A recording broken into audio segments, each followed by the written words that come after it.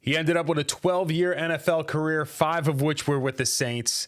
He's been a stuntman. He's been an actor. He's been an author. He's been a University of Iowa historian. And he was Jim Everett's favorite target while he was with the Saints. He is Quinn Early. What's up, guys? This is Mike Carney. This is Toy Cook. I'm Randy Mueller. This is Quinn Early. I'm Delvin Bro. I'm Alex Molden. I'm Jake Cup. And this is Life of a Saint. And this is Life of a Saint.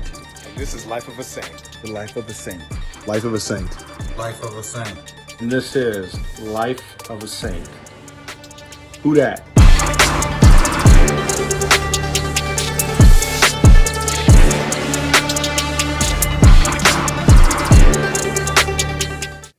Can't believe we're on episode 3 already, here with Quinn Early. Quinn, I got to ask you, this is something I actually like to ask a lot of NFL players.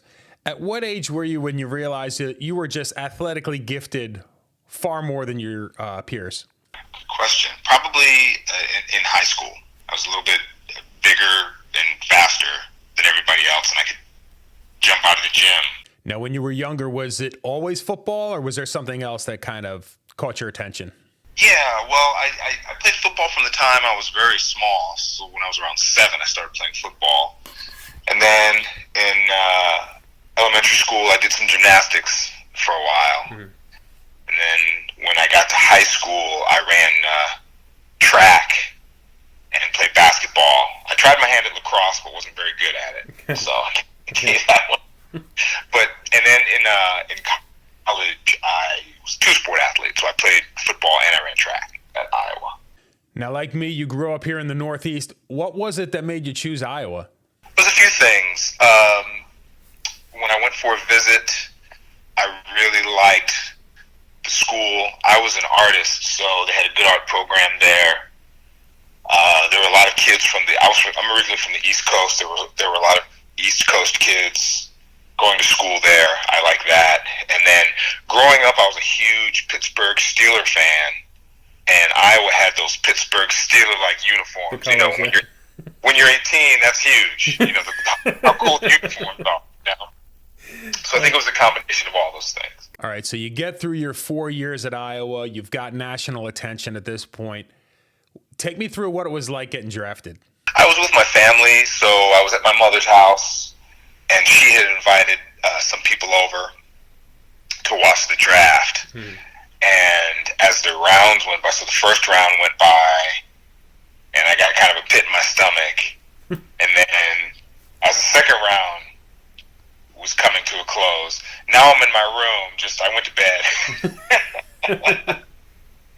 You know, so I'm thinking, am I even going to get drafted? Right, and yeah. I believe I was the first pick in the 3rd round, so... And it was to the Chargers, and I was really excited. And I ran down to, I gave everybody a hug, and then I ran down to one of my buddies' houses, and we kind of celebrated and high-fived and hugged and stuff like that. That's so awesome. It was a good day. All right, so according to my records, you show up in 1991 to New Orleans. The Saints win their first division in 1991 in New Orleans. Is there any coincidence to that, or what gives? I don't know if I can take any credit. I just was happy to be there, you know, especially after coming from the situation that I was in previously, you know, playing for the Chargers. We were 6-10 every year that I was there. So to go to a winning program, to be a part of that was just amazing. Now, here's something else I love asking guys from your era. Every day you're walking out onto the practice field and you're staring at the Dome Patrol. What was it like playing with those 4 guys? Oh, it was phenomenal. You know, I tell people ask me all the time, you know, what was your best experience and who are the best fans? And the answer to both of those questions are right there in New Orleans. The fans were phenomenal. The music that was playing, everybody was dancing. We were winning. And to watch those linebackers out there work, you know, I actually did a podcast this morning, and someone asked me, one of the announcers asked me who I thought was the best player, and I said hands down I thought it was Sam Mills. You know, he was the general of the Dome Patrol, and he got those guys going, and they were just if we needed the football, they caused a fumble, they got a sack, and that was, I would have to say to this day, the best linebacking core in the history of the NFL, in my opinion. Now, when you're playing on a team like that, that's so heavily recognized as a defensive superpower, does it make it feel, as an offensive player, like some of you guys kind of got overlooked or kind of lost in the mix? Not really. I think that, you win with defense, and I think that they did a great job of stopping people, which allowed us, a lot of times, we'd have a short field, to be able to score points and things like that. And then, I think sometimes people forget too, we also had Morton Anderson. If you got that football on that 50-yard line, that's 3 points. Right. True. He was automatic. So I think it was just a combination of all things that made us such a good team. But definitely, I would put the Dome Patrol at the top of the reason why we were successful in those years.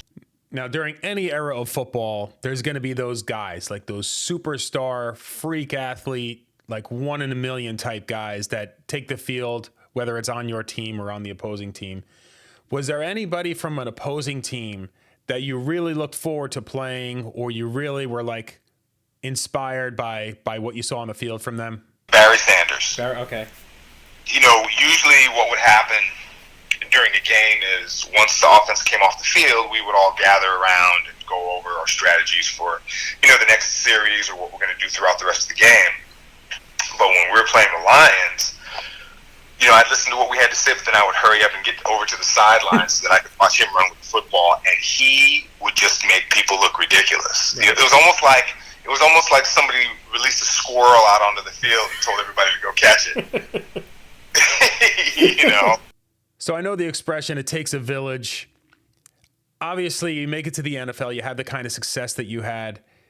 A lot of people are going to pour into you. A lot of people are going to give you the attention and the motivation and the guidance that you need. Was there anybody that kind of sticks out as the most important person during that process, or even in life, that kind of just made you become who you are today? My mother. Right. That's what I figured you would say. My mother. She was, when I was 13, my parents divorced, and then it was primarily me and my mom after that. I had 2 older brothers, but they were raised and gone. They're 7, 8 years older than me, so it was me and her. And she was a housewife, and she went back to school, and she got her undergraduate degree, and then her master's degree, and then her PhD. And she basically showed me that if you want something, you have to go get it. And she had a huge practice, and she did really well in life, and she was just such a role model for me. So I know you're big into the arts, whether it's performing arts, martial arts, or things of that nature. Is there any link that from the arts that kind of helped you on the football field? I'll tell you that I always tell people that one of the biggest factors why I lasted so long in the NFL, I have to give credit to my martial arts training. Just the condition that I would get in. It's the hardest thing physically I've ever done. Mm-hmm. And the conditioning, the discipline of it, the flexibility that I got from it. Once I became flexible from doing my martial arts, it allowed me to do things on the football field that I could never do before. Got it. And also what martial arts taught me was how to stay calm within the eye of a storm and keep that relaxed energy. Relaxed energy is a lot more efficient than tense energy. And I really learned how to apply that onto the football field. Now, I know part of your story is you eventually, after your football days, become a stuntman. How did that happen? So what happened was one of my college teammates and one of my best friends, Bill Perkins, he did really well in business. He worked on Wall Street, commodities, he's a hedge fund manager, things like that. And his passion was movies, so he became a movie producer. And he called me one weekend and he said, "Hey, why don't you come be in my movie?" And I was like, "Okay, I guess." And next thing I know, I was hanging out the back of a truck shooting a machine gun. And then they paid me for it, and I was like, "Are you serious?" And so then from there, I became friends with the stunt coordinator, and he pretty much gave me the blueprint on how to do this as a profession. So I followed what he told me, and I worked hard at it. And it took me a few years, but now I work quite a bit, and it's just a lot of fun. And I'll tell you what's great too is my oldest son is a stuntman also. Oh wow! And I get to work with him sometimes. As a matter of fact, we just worked on a movie last weekend together. So it's a lot of fun to be able to hang out with him That's on excellent. set. Yeah. Yeah. Talk to me about the process of becoming an author after your days of playing football. Yeah, this is pretty emotional for me. So my mother wrote this book, and when she originally wrote it, she tried to show it to me.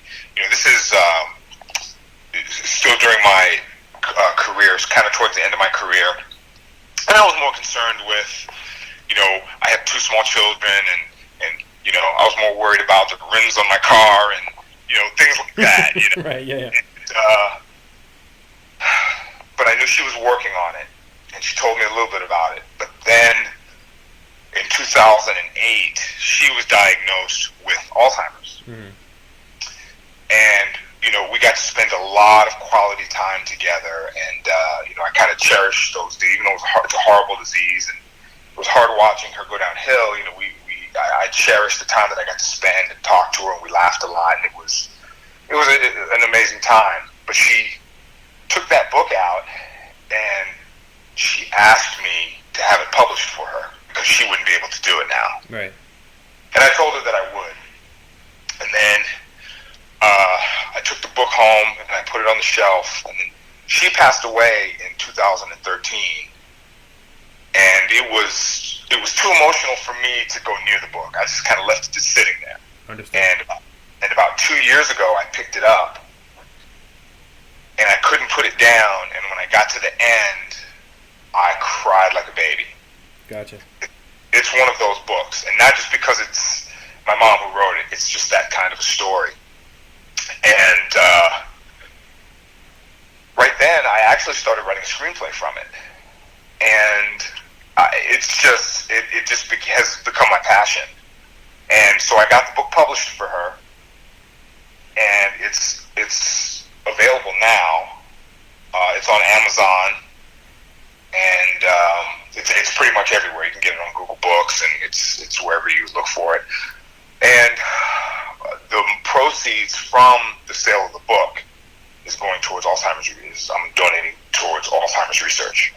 Now, this book of your mother's, this is based on a true story, correct? It is. It's my great Sherrod Bryan. It's the story of the life and times of Sherrod Bryan. He's my great-grandfather, 7 generations removed. That's a phenomenal story. And it really resonated with me because, I look at my mom's story, and, she went from housewife to doctor and had her own practice. And then my story, no one really believed in me. I can't tell you how many people told me that I would never make it, in the NFL. I was too short, too small, not fast enough, hands weren't good enough, things like that. Mm-hmm. And just to be able to persevere and use that negative energy as rocket fuel to propel yourself to success, and that's exactly what this story is about. And I'll tell you, I have 2 sons, and they're older. They're 28, 25, and they are both phenomenal young men. And and a lot of that has to do with my mom, who helped me raise them, and obviously their mother. Right. So I'm very, very thankful. So from the outside looking in, between being a stuntman and being in the martial arts, physically it looks like you're still doing great. Between writing a book and things of that nature and doing all your historical work on the University of Iowa, it seems like your mental is great. Do you have any concerns that eventually some of the pounding that you took in the NFL will take its toll and start to eat away at some of those gifts that you've got? Of course. I think about that, and with the research and things we know now, it definitely is a concern. But it's something that I can't really worry about. What I do is I just, like I did when I was a player, I just try to eat really well, and I exercise, and I try to keep, your brain it's a muscle, so I try to keep that thing going, and that's why I think I'm doing so many projects and just trying to stay active. But in the back of my mind, it definitely is a concern. Now, if you ask me, knowing what I know now, would I do it all over again? Hell yes, I would. I think most guys, if you ask them, especially from my era and before, if you ask them, I think they would say they would. It was just a phenomenal experience, and I loved it. I would say that's probably the biggest thing, is that you miss camaraderie, and doing stunts and being on set with the other guys and young ladies. That's it's close to that kind of camaraderie, because it's jokes and laughs and it's a lot of fun. But then when it's time to perform, you have to go perform. Right. So it's very, very similar. Unbelievably, episode 3, we're already in the books. There is so much more that I've got that's going to keep coming, maybe once every couple of weeks. I really appreciate everybody that sticks it out to the end. Whodat to you. Don't forget to give the video a like. Share it with a friend if you know somebody that likes Quinn Early or likes Saints history. Talk to you soon. Whodat.